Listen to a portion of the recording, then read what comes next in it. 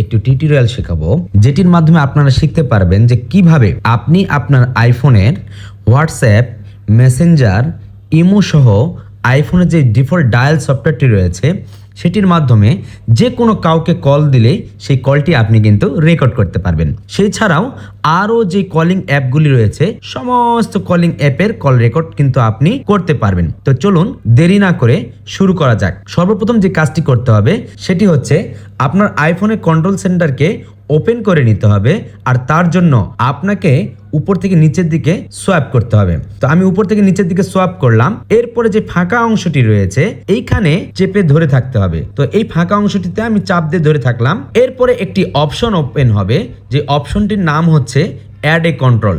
এখানে আমাদেরকে ট্যাপ করতে হবে, এরপরে সার্চ কন্ট্রোলস নামে যে অপশনটি রয়েছে এইটির উপরে ট্যাপ করতে হবে এবং লিখতে হবে লোকাল।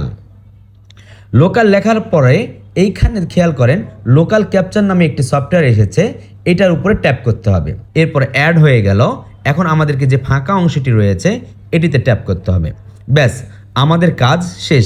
এখন যেটি করতে হবে সেটি হচ্ছে, ধরুন আমি হোয়াটসঅ্যাপে একজনের কল রেকর্ড করব, তো তাকে আমি কল দিচ্ছি।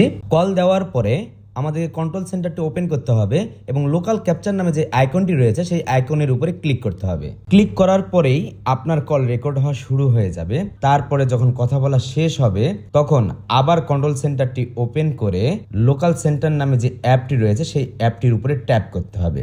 এরপরে আপনার ফাইলটি অটোমেটিক সেভ হয়ে যাবে। সেভ করা ফাইলটি খুঁজে পেতে আপনাকে আইফোনের যে লোকাল অ্যাপটি রয়েছে সেই অ্যাপে ক্লিক করতে হবে এবং রিসেন্ট নামে যে ফাইলটি রয়েছে সেইখানে আপনি আপনার লোকাল ক্যাপচার নামে রেকর্ড করা ফাইলটি পেয়ে যাবেন এবং এটিকে খুব সহজেই প্লে করতে পারবেন।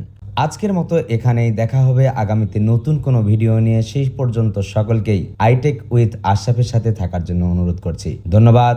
আসসালামু আলাইকুম রহমতুল্লাহ বারাকাতুহু।